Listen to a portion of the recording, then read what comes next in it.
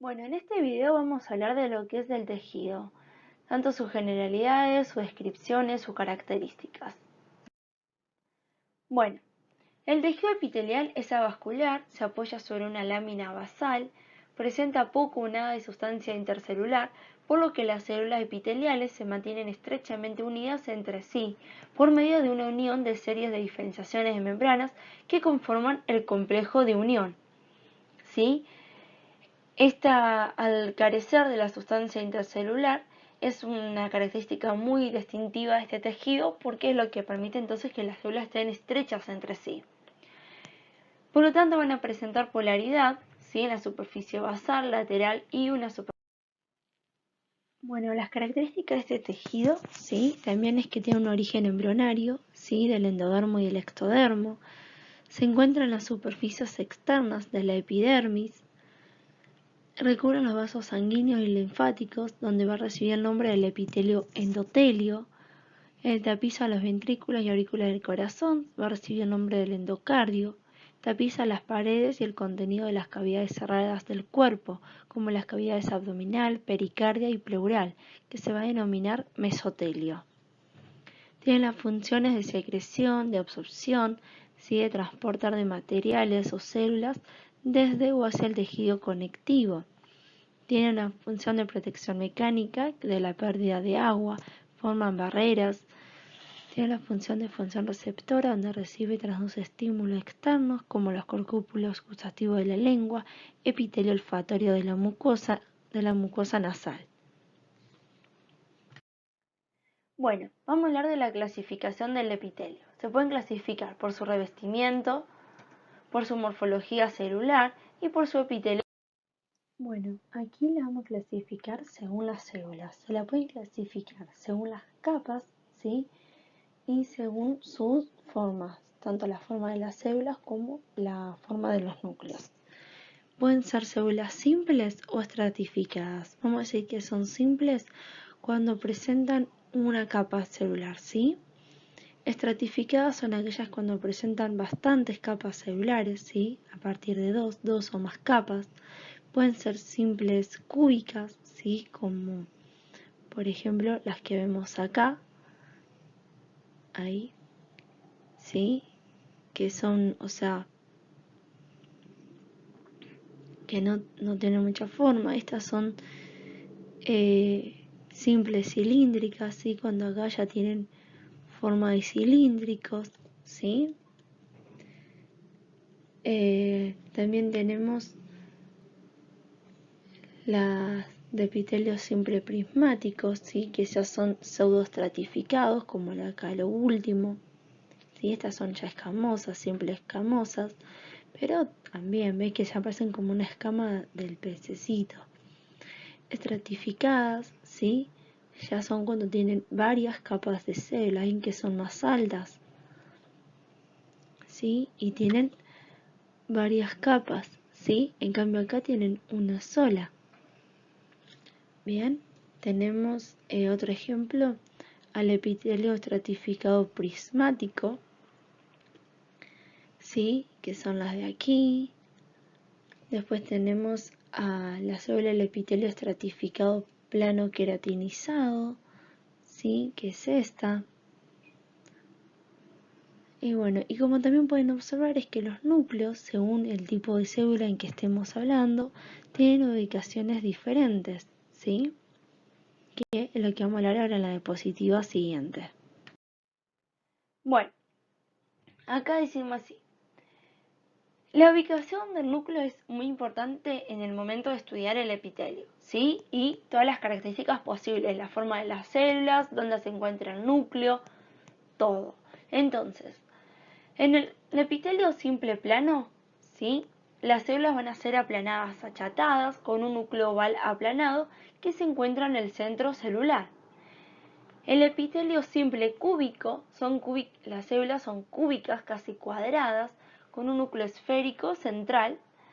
El epitelio simple cilíndrico son cúbicas altas, ¿sí?, con un núcleo ovalados, que se encuentran cerca de la base y central. El epitelio pseudoestratificado cilíndrico presentan las células sobre la membrana basal y son cilíndricas, El epitelio estratificado plano son las células cúbicas altas cilíndricas y ya empiezan a perder el núcleo. En el epitelio estratificado cilíndrico las células van a ser cilíndricas. Bueno, las características celulares. Hablamos del epitelio estratificado, que es según su forma y la altura de las células. El epitelio pseudoestratificado, que se va a apoyar sobre la membrana basal y tiene un aspecto estratificado. El epitelio de transición o urotelio, el que reviste las vías urinarias inferiores, se extiende de los cálices menores del riñón hasta el segmento proximal de la uretra. Estas células presentan polaridad funcional y morfológica, entre ellas formando el complejo de unión. Esta polaridad es importante porque cumple funciones indispensables. Entre ellas son las células van a formar una barrera funcional entre las células adyacentes. También este complejo de unión van a ser responsables de la fijación firme entre las células, permitiendo que el epitelio regule los movimientos paracelulares disolutos a favor de sus gradientes electrostáticos. Los complejos de unión separan a la región apical de la membrana plasmática de la región basal y la región lateral. Permiten especializarse y reconocer diferentes señales moleculares. Las funciones de estas células son receptores sensoriales, del olfato, oído, gusto o visión, recubren las superficies externas del cuerpo, revisan las cavidades internas cerradas como el sistema vascular, revisan los conductos corporales que comunican con el exterior, sistema digestivo, respiratorio y genitourinario. Bueno, la superficie apical o libre. Vamos a encontrar en ella a las microvellosidades, estereocilios o cilios. Las microvellosidades son prolongaciones citoplasmáticas digitiformes que se encuentran en la superficie apical de las células. Aumentan la superficie de absorción de la célula, pueden ser vistas en el microscopio óptico, que según donde ellas se encuentran es el nombre que ellas van a obtener. Se las encuentran en el intestino, se llaman chapas estriadas. En la célula de los túbulos renales se llaman borde de cepillo. Tienen un núcleo de filamentos de actina, también pueden ser visibles en el microscopio eléctrico. Bien, ellas lo que dijimos entonces que hacen que aumentan la extensión de la superficie celular. Por lo tanto, se van a encontrar en mayor cantidad en las células que transportan líquidos y absorben metabolitos. Los estereocilios. Los estereocilios son microvellosidades más largas, presentan también núcleo de filamentos de actina, son inmóviles y están limitados en el sistema genital masculino con la función de absorción. También están limitadas al segmento proximal del conducto deferente y a las células sensoriales del oído, con funciones mecanorreceptoras. Los cilios. Bueno, los cilios son estructuras citoplasmáticas capaces de mover líquidos y partículas de las superficies epiteliales. En el microscopio óptico se ven como pequeños pelos en la superficie apical y se originan en el citoplasma apical en un cuerpo basal. Presentan microfilamentos de tubulina y proteína motora ciliar y lexina. Los cilios pueden encontrarse los cilios móviles que se encuentran en la región apical de las células epiteliales. Tiene una organización axonémica de 9 más 2, o sea, de 9 pares microtúbulos, más 2 pares microtúbulos en el centrales, que es lo que se denomina el axonema. Presentan cuerpos basales, transportan secreciones de proteínas, cuerpos extraños o de células sobre su superficie, túbulos uterinas, tráquea, árbol bronquial o epitelio olfatorio. Se encuentran en el espermatozoide en forma de flagelos, permitiendo el movimiento anterógrado del espermatozoide.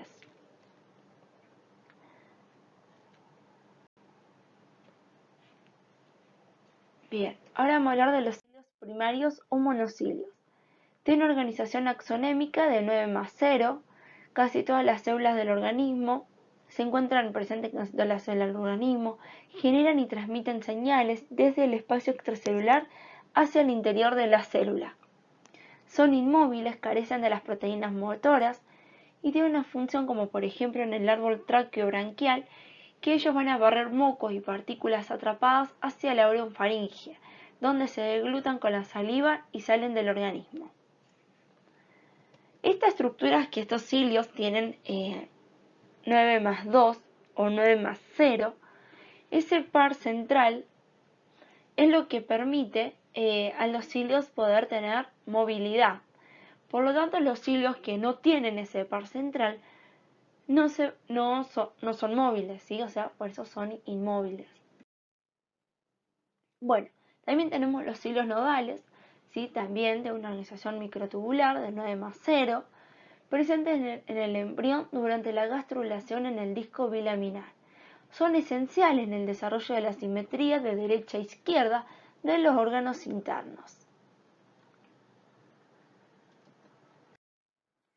La superficie lateral. Vamos a hablar de las uniones ocluyentes, uniones adherentes y uniones comunicantes. Uniones ocluyentes o células ocluens. Son una unión ocluyente de célula a célula, representan el componente más apical en el complejo de uniones de las células epiteliales. Son impermeables y permiten que las células epiteliales funcionen como una barrera. Forman la barrera de difusión intercelular entre las células adyacentes, al eliminar el movimiento de agua y otras moléculas a través del espacio intercelular. Mantienen la separación física-química de los comportamientos tisulares.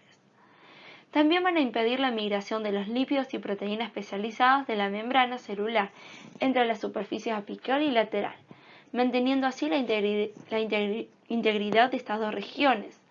Separan el espacio luminal del espacio intercelular y del espacio del tejido conectivo. Participan en la señalización celular y participan en la unión intracelular. Tienen una unión incluyente entre célula-célula, sellan el espacio entre las células adyacentes, controlan la permeabilidad de las moléculas y definen la región apical de la membrana plasmática. Y también van a participar en la señalización celular. Las uniones adherentes podemos hablar de la zonula adherens o de la mácula adherens o desmosoma. Bueno,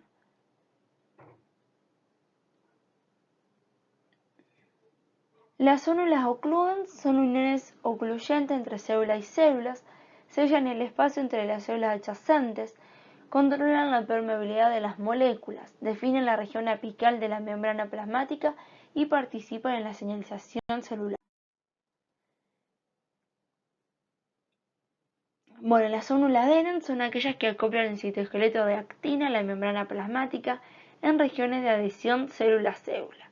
Interactúan con una red de filamentos de actina dentro de la célula y presentan uniones adherentes entre célula-célula. Mácula adherens o demosoma. Acoplan los filamentos intermedios a la membrana plasmática en regiones de adhesión célula-célula. Presentan glucoproteínas responsables de la adhesión, son las desmogleínas y desmoscolinas. Es el medio de unión exclusivo y característico de la epidermis de la piel y presentan uniones adherentes entre células-célula.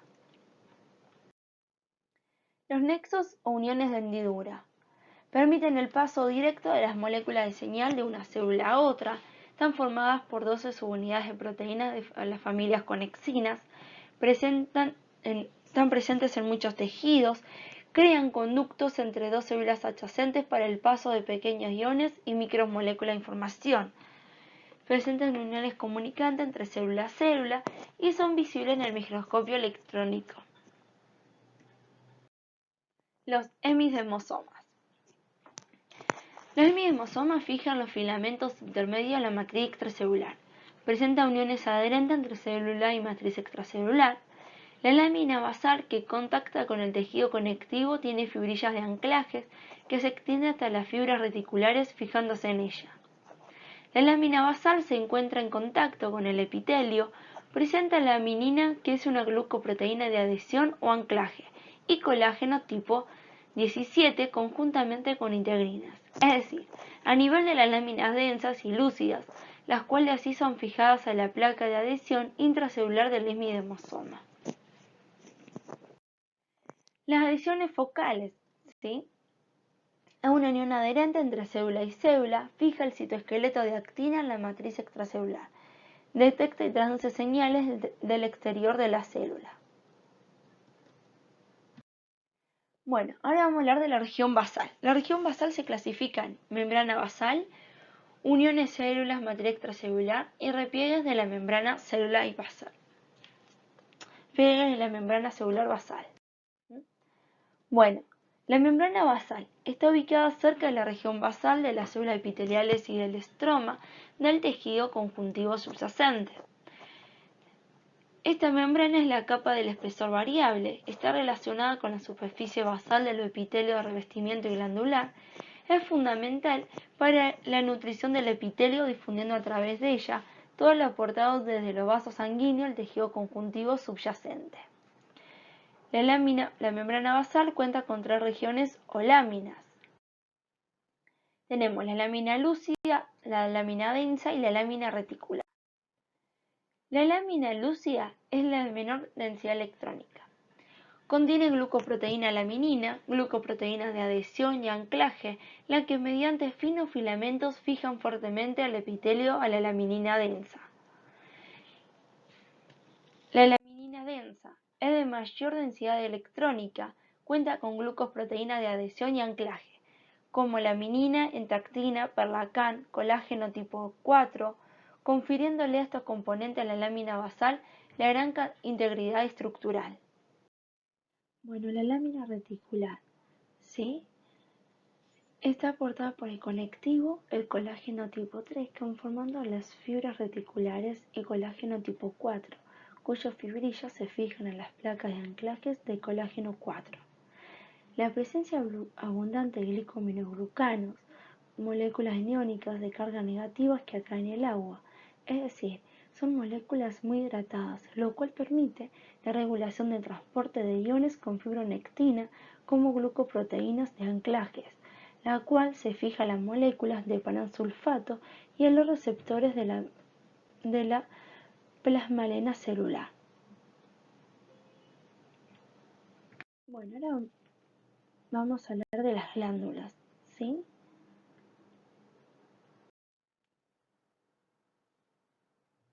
Las glándulas pueden ser exócrinas o endócrinas. Las exócrinas son aquellas que secretan sus productos en una superficie en forma directa o a través de tubos. Liberan el producto de secreción sobre una superficie externa o interna. Las endócrinas no poseen conductos, secretan sus productos en el tejido conectivo, liberan el producto de secreción a la sangre y los productos de la glándula se denominan hormonas. Acá tenemos la señalización, ¿sí? Tipo de señales que van a utilizar estas glándulas. Pueden ser parácrinas o autócrinas, ¿sí? Las parácrinas son las células individuales que secretan sustancias que no alcanzan al torrente sanguíneo, pero afectan a las células cercanas, ¿sí? Como acá vemos. Tenemos la célula blanca, ¿sí? Que estas tienen los receptores en la superficie, en los cuales estos receptores van a captar, ¿sí? a los conductos, ¿sí? A las cosas que ya van a alargar, ¿sí? Y bueno, se traducen adentro de la célula, ¿bien? En cambio, en las células autócrinas, las células secretan moléculas que se unen a receptores de las mismas células que las libera, ¿sí? O sea, las moléculas, estas largan, la célula larga las moléculas que se van a unir a los mismos receptores de la misma célula. Cambian acá, fíjense en que tenemos una célula en que va a alargar sus moléculas y se va a unir a los receptores de otra célula, ¿sí? Entonces, autócrino cuando ocurre en la misma célula, parácrino cuando ocurre en otra, o sea, intercambian las moléculas y las sustancias. Bueno, las glándulas exócrinas. Vamos a hablar aquí según su mecanismo de secreción. Mecanismo de secreción, vamos a explicar lo que es la secreción, ¿sí? La palabra secreción viene del latín que significa secretio, separar. Entonces se denomina al proceso por el cual ciertas células forman compuestos que van a ser captados de las sangres en productos específicos que van a ser liberados de las células. ¿Sí?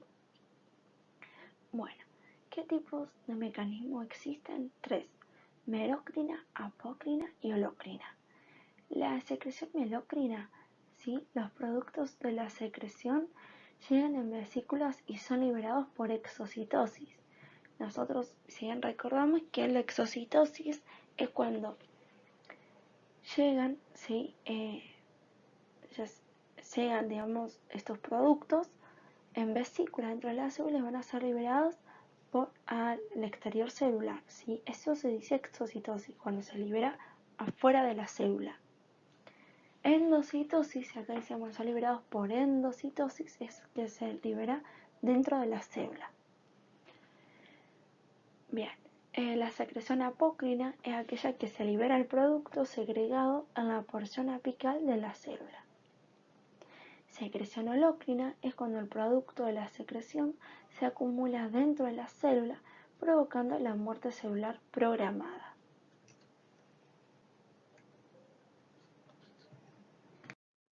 Bueno, las glándulas exócrinas. Acá vamos a hablar de las glándulas exócrinas unicelulares, es decir, que van a estar compuestas por una única célula secretora, que se van a encontrar en el revestimiento superficial, en las glándulas del intestino y en ciertos segmentos de la vía respiratoria. Un ejemplo de estas glándulas, ¿sí?, es las glándulas caliciformes, que van a secretar mucina y moco. Bueno, las glándulas exócrinas multicelulares son aquellas que se van a clasificar según la división del conducto excretor, ya sean simples o compuestas, y si desembocan en uno o más adenómeros en el conducto excretor, que pueden ser ramificadas y no ramificadas.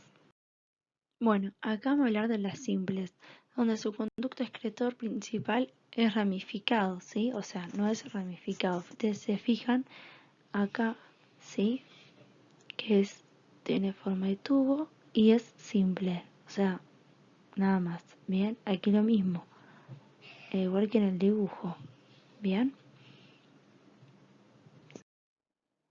Bueno, las compuestas pueden ser tubulares, alveolares o acinar y túbulo alveolar. Bueno, acá tenemos la de tubular, simple enrollada. Acá como vemos que es simple, ¿sí?, como la anterior.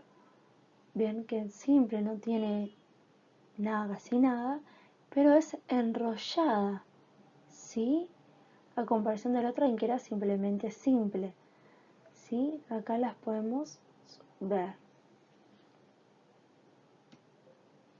Bien. Bueno, en esta alveolar, ¿sí?, es una alveolar compuesta. ¿Por qué? Porque ven que acá esta no es simple como las que veníamos viendo, ya son como ¿ves que acá ya tiene un bracito, ya tienen distintos bracitos, o sea, está compuesta, tiene muchas, ¿sí? Acá las podemos ver. Por ejemplo, las mamarias, ¿sí?, se encuentran en las mamas.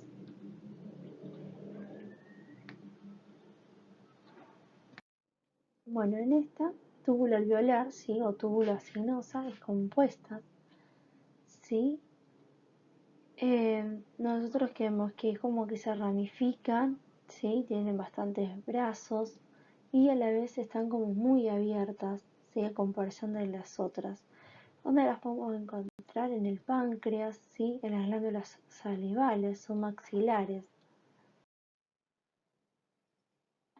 Bueno, y acá hablamos de la porción terminal del conducto excretor, ¿sí?, que es cuando la porción terminal del conducto excretor desemboca en dos o más adenómeros, ¿sí?, y son ramificadas, ¿sí?, o sea, se abren, ¿sí?, tienen varios bracitos.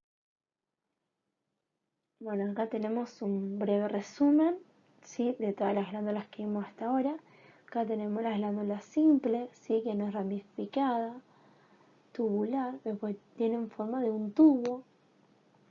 Glándulas simples no ramificadas, tubular, ¿sí?, pero es enrollada. En la C tenemos glándulas simples ramificadas. Ustedes ven que ramificadas cuando se abre. Tubular, siempre tenemos uno tubular. Después tenemos la D, que son glándulas simples no ramificadas alveolares. Las glándulas simples ramificadas alveolares, ¿sí? Junto a la E y la F. Después tenemos las glándulas compuestas ramificadas tubular, ves que son compuestas porque miren cómo son diferentes a estas, ¿sí? Ramificadas. También es una glándula compuesta ramificada tubulocinosa o túbulo alveolar. ¿Bien? Bueno, los tipos de secreción que producen las glándulas exócrinas pueden ser mucosas. Bueno, la mucosa presenta un núcleo aplanado en la porción basal de las células y las células, bueno, aquí son viscosas y babosas, ¿ven? Y decimos que son aplanadas. ¿Ven? Acá esta es bien aplanada como acá en el dibujito, ¿sí? Acá tenemos otras que también están aplanadas, ¿sí? Bueno, después decimos que son serosos. El núcleo es redondeado. Se encuentra en la porción basal de las células. Su citoplasma es basófilo, ¿sí? En la región basal, o acidófilo en la región apical. Y se dispersan entre las células mucosas. ¿Bien? Entonces fijémonos que aquí, a diferencia del otro, este es más redondeado, no es tan plano, ¿sí? Y acá lo podemos ver mejor.